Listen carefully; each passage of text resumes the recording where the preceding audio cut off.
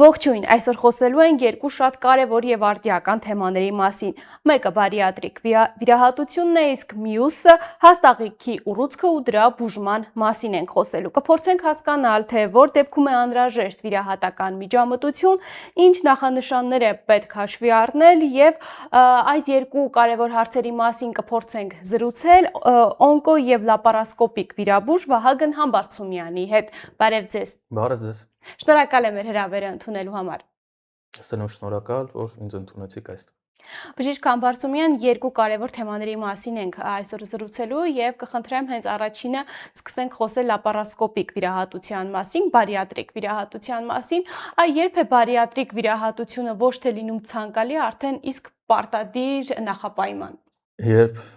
պացիենտները ունենում են ավելորդ քաշ, որը որ արդեն դառնում է հիվանդագին։ Եվ դա մենք հաշվարկում ենք մարմնի զանգվածի ինդեքսի միջոցով, բաժանելով պացիենտի քաշը հասակի քառակուսուն։ Եվ եթե ունենում ենք թիվը 40 եւ ավել, այդ դեպքում վիրահատությունը դառնում է անհրաժեշտություն, որտեղ վիրահատությունը ոչ թե զուտնի արելու համար է, վիրահատությունը պացիենտին բուժելու համար է։ Եվ իհարկե որոշ դեպքերում, երբ որ մարմնի զանգվածի ինդեքսը 40-ից ցածր է, սակայն պացիենտը ունի ծանր հիվանդություններ, որոնք բուժման չեն ենթարկվում, մասնավորապես շաքարային դիաբետ, ճնշում, sleep apnea, այդ դեպքում նույնպես մենք առաջարկում ենք բարիատրիկ վիրահատություն, արդեն ոչ միայն քաշի նվազեցման, այլ նաև բուժման նպատակով։ Այս շատ պահանջված վիրահատություն է եւ շատ հաճախ են դիմում դրան, իսկ ամենատարածված սխալները, որ այս հիվանդության մասին լսել եք, որն է եղել։ Հիմնականում սխալներ, ամենատարածված սխալը երևի թե նա է, որ պացիենտների մեծ մասը նախ մտածում են, որ վիրահատությունը պանացեա է, այսինքն վիրահատվեցին եւ վերջ, բոլոր խնդիրները վերանալու են։ Իրականում շատ կարեւոր է պացիենտ-բժիշկ համատեղ աշխատանքը, որոշ դեպքերում նաև պացիենտ հոգեբան աշխատանքը, որպեսզի պացիենտին տրամադրել, քանի որ վիրահատությունը դա միջոց է, որը որ պացիենտին օգնում է վերափոխել կյանքը, վերափոխել սնման ռեժիմը, սնվել ավելի առողջ, ապրել ավելի առողջ։ Եվ այն բուժման միայն 50%-ն է, մնացած 50%-ը կախված են պացիենտ, բժիշկ համատեղ աշխատանքից։ Եվ պացիենտներին ամենաշատը նաև հետաքրքրում է այն հարցը, թե վերջնական արդյունքը վիրահատությունից հետո երբ կլինի եւ շատ շուտ են ուզում տեսնել այդ արդյունքը։ Այո, պացիենտների մեծամասնությունը հենց առաջի ամսում ուզում են 50-60 կիլո նիհարել, բոլորը, երևի չկա տենց պացիենտ, որ չուզենա։ Արդյունքը վերջնական տեսնում են 1 տարուց մինչև 1.5 տարի անց։ Դրանից հետո արդեն գալիս է քաշի ստաբիլիզացիա եւ պացիենտները մի քաշի մնում են եւ այդ քաշով սովորաբար շարունակում են մնացած կյանքը։ Եթե իհարկե նորից չեն վերադառնում իրենց հին սովորույթներին։ Այսինքն եթե վերադառնան, հնարավոր է որ նորից գիրանան։ Այո, որովհետեւ ստամոքսը ունի մեծանալու հատկանիշ եւ եթե պացիենտը նորից սկսի սնվել կալորիական սնունդով, այսինքն քաղցր, ճարպոտ սնունդ օգտագործի,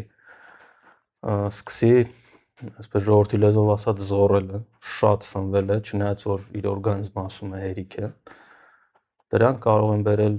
եւ ստամոքսի չափերի մեծացման եւ որպես հետևանք պացիենտի նորից գիրացման։ Իսկ նորից գիրացման դեպքում հնարավոր է կրկնակի վիրահատության անհրաժեշտություն լինի, թե արդեն չի թույլատրվում կրկնակի։ Դե հնարավոր է կրկնակի վիրահատության տարբեր եղանակներ կան այս բaragայում, այսինքն երբ որ ի սկզբանե արվել է եւ հետո նորից պացիենտը քաշ է ավելացրել, նույն կարելի է ստամոքսը նորից փոքրացնել կամ առհասարակ կարելի է փոխել այլ ռեկոնստրուկտիվ վիրահատություններ կատարել, որ պացիենտը առհասարակ նորից գիրանալու տարբերակ չունենա։ Նաև այս վիրահատությանը դիմող մարդիկ անհանգստանում են այն հարցի վերաբերյալ, որ պետք է ամբողջ կյանքում հատուկ դիետաներով, սննդակարգով ծնվեն, ամբողջ կյանքում այդ սննդակարգին պետք է հետևեն, որ նորից չգիրանան։ Կա այդպիսի վարկած, թե թյուր վարկած է դա։ Պացիենտները պետք է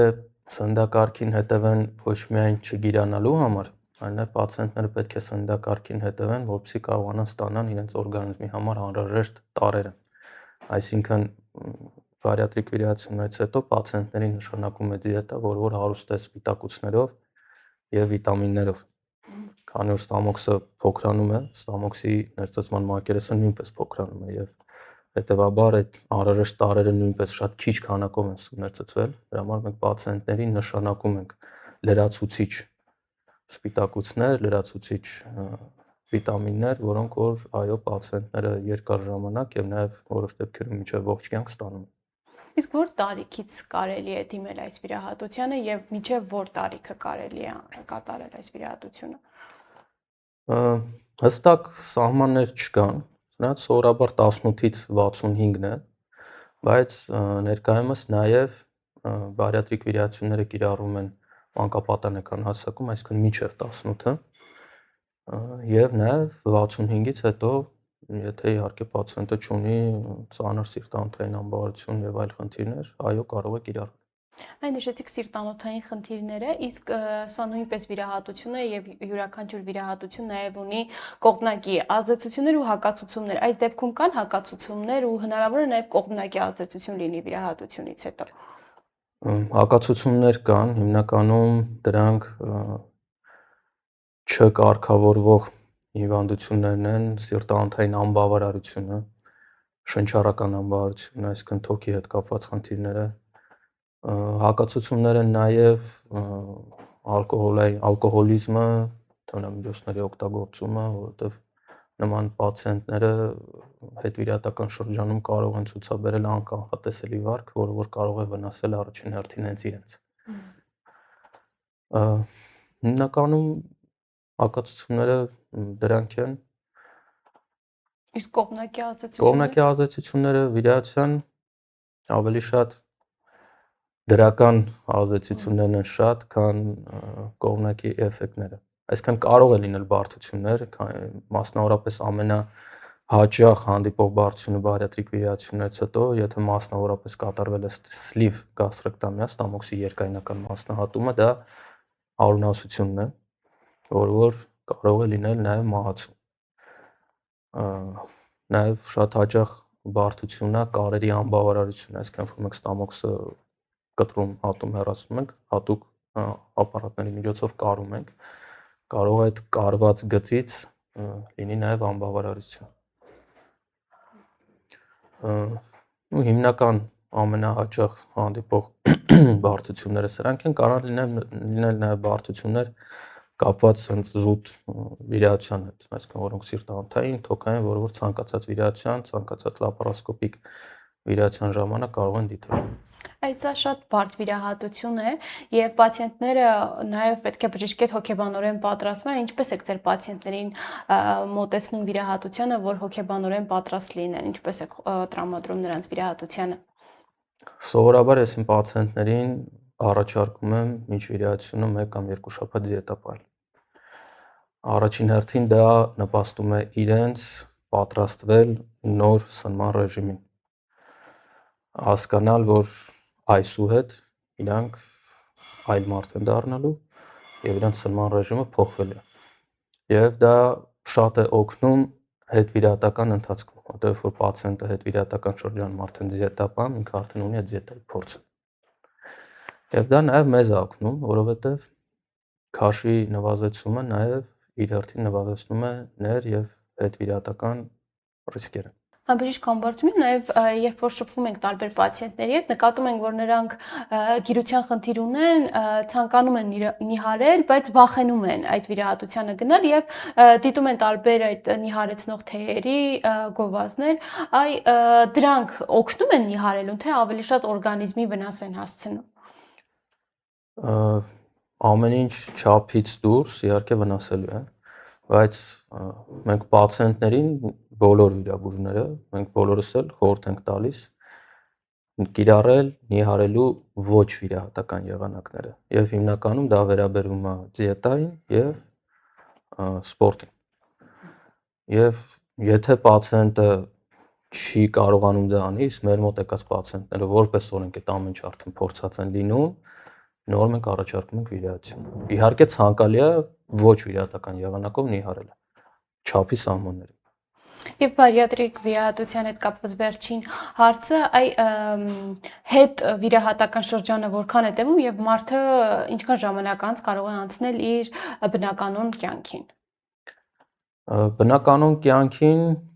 երևի թե մոտ 2 շաբաթից մինչև 1 ամիս, որովհետև մենք հետվիրահատական շրջանում պացիենտին նշանակում ենք հստակ հեղուկ դիետա, որոշ ժամանակ, 1-ից 2 շաբաթ, հեղուկից հետո խյուսերի պյուրեի տիպի դիետա, եւս էլի 1-2 շաբաթ եւ դրանից հետո նոր աստիճանաբար պացիենտը անցնում է պինդ սննդին։ Նորմալ կյանքին, այսինքն իր աշխատանքային գործունեությանը 1-2 շաբաթից հանգիստ կարող է վերադառնալ, բայց պացիենտի կյանքը բարիատրիկ վիրահատությունից հետո արդեն փոխվում է դեպի լավը, այսինքն պացիենտը էլ մեծ քանակությամբ սնունդ չի ընդունում, որտեղ առաջին հերթին իր ստամոքսի ծավալը դա թույլ չի տալի։ Հիմնականում պացիենտները սնվում են մոտավորապես 3 ճաշի գտան, եւ դրանից հետո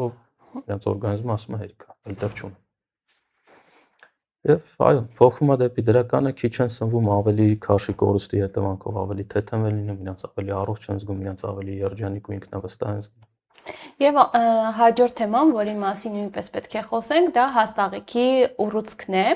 Այ հաստաղիքի ուռուցքը ինչից է առաջանում եւ որոնք են այն հիմնական նախանշանները, որ մարդիկ պետք է արդեն հասկանան, որ կա իրենց մոտ նման խնդիր։ Հաստաղիքի ուռուցքը ցավոք սրտի պատկանում է ուռուցքների այն մեծ շարքին, որի առաջացման վերջնական պատճառը դեռ հայտնաբերված չէ, սակայն կան գործոններ, որոնք նպաստում են հաստաղիքի ուռուցքի առաջացմանը, կան գենետիկ գործոններ, այսինքն ժառանգական, եւ որոնք որ փոքրամասնությունն են եւ ոչ ժառանգական, որոնք որ մեծամասնությունն են եւ հիմնականում կապված են ապրելակերպի հետ, վատ առողջ սննդի օգտագործման հետ, ֆիզիկական ակտիվության պակասի հետ, ծխախոտի օգտագործման հետ, ալկոհոլի չարաշահման հետ, ինչպես նաև հաստաղիքի քրոնիկ հիվանդությունների առկայության հետ, որոնք երկար ժամանակ չեն բուժվել։ Իսկ ռիսկի տարիքային խումբ եւ սեռային խումբ կա։ Տարիքային խումբը ավելի շատ 40-50-ից ավելի բարձր պացիենտների մոտ է հանդիպում, տարբեր պոպուլյացիաների մոտ տարբեր է, տղամարդկանց մոտ մի քիչ ավելի շատ։ Իսկ որոնք են ամենակարևոր հետազոտությունները, որը կարող են անցնել պացիենտները եւ վաղ հայտնաբերեն այդ խնդիրը։ Գոյություն ունեն հաստաղու քաղցկեղի հայտնաբերման սկրինինգ հետազոտություններ, սկրինինգին չի նշանակում, որ մարդ գանգատ չունի, ոչ մի խնդիր չունի, ապահովության համար գնում է ստուգվելու։ Եվ նման սկրինինգ հետազոտություններից է կեղտի հետազոտությունը թաքնված արյան հետքերի համար, այսինքն տեսնել կեղտի մեջ կա ինչ-որ արյան հետքեր, եւ կոլոնոսկոպիկ հետազոտությունները, որոնք որ խորհուրդ են տրում 40 տարեկանից հետո կատարել։ Ինչպես շատ ուռուցքային հիվանդություններ, որոնք երբեմն մտնում են գաղտնի միջև այն սրացման փուլում, այս վաղ ախտորոշման ժամանակ նույնպես հնարավոր է, որ լինի խնդիրը, ուռուցքը լինի, բայց դեռ ախտանիշները արտահայտված չլինեն եւ անգամ այդ հետազոտությունները ցույց չտան։ Եթե ուռուցքը կա, սկրինինգ հետազոտությունները ցույց կտան, կհայտնաբերվի։ Ախտանիշները այո կարող են չլինել, պացիենտը կարող է ընդհանրապես ոչ մի գանգատ չունենա, որտեղ սկզբնական փուլում է, բայց ուռուցքը այդտեղ լինի։ Եվ դա այս փուլում հայտնաբերումը շատ լավ է լինում ոչ միայն պացիենտի համար, այլ նաև մեր համար, որովհետև մենք ավելի քիչ ինվազիվ վիրահատություններ ենք կարողանում կատարել, վիրահատությունները կարողանում ենք կատարել լապարասկոպիկ եղանակով եւ կարողանում ենք վիրահատության ընթացքում հեռացնելուց հետո հաստաղիքը կպցնել իրար եւ դուրս չհանել, այսինքն ստոմա չհանել, որովհետև հաստաղիքով քաղցկեղով հիվանդների հիմնական խնդիրը, որ մեզ դիմում են, դա կլինի նենց վիրահատեք, որ ստոմա չլինի։ Համար եթե վաղ հայտնաբերվի, ստոմա չլինելու հավանականությունը շատ բարձր է։ Իսկ վաղ հայտնաբերման դեպքում նույնպես անհրաժեշտ է վիրահատություն, թե հնարավոր է նաև այս խնդիրը առանց վիրահատության, օրինակ դեղորայքով բուժել։ Եթե առաջին ստադիայի ուռուցքի մասին է խոսում, այսինքն սահմանափակված է միայն հաստաղու լորձաթաղանթով, այո, այս դեպքում կարելի է կոլոնոսկոպի միջոցով էնդոսկոպիկ եղանակով ներսից այդ հատվածը հեռացնել, անհրաժեշտության դեպքում հիվանդը պացիենտը հետագայում կարող է ստանալ քիմիոթերապևտիկ բուժում, եթե ուղիղ ուռուցք է եղել, ճառագայթային բուժում եւ դրանով հնարավոր է հասնել ամբողջական բուժման։ Ինչպես նշեցի, կոլոնոսկոպիայի եղանակով է լինում, թե այլ ժամանակակից մեթոդներ կան այս վիրահատության։ Ժամանակակից նաեւ ռոբոտիկ վիրահատություններ կան, բայց դրանք բոլորը խոռոչային են, այսինքն մենք մտնում ենք որովայնի խոռոչ եւ տեղից վիրահատում ենք։ Իսկ եթե առաջի 0 ստադիայի կամ առաջի ստադիայի ուռուցք է, Կոլոնոսկոպի միջոցով, այսինքն հաստաղիքի մեջ մտնելով կարելի է հեռացնել, պացիենտը ընդամենը 21 օր հիվանդանոցումն հետո կարող է գնալ տուն։ Իսկ վիրահատությունից հետո վերականգնում է նախ հետվիրահատական շրջանը, ինչպես է թեթև է անցնում, թե կախված է պացիենտի նաև վիճակից։ Կախված է եւ պացիենտի վիճակից եւ ինչ բուժման մեթոդ է ընտրվել։ Եթե վիրահատությունը կատարվում է լապարոսկոպիկ եղանակով, պացիենտները 3-րդ կամ 4-րդ օրը կարողանում են գնալ տուն։ Եթե բաց եղանակով է կատարվում, այդ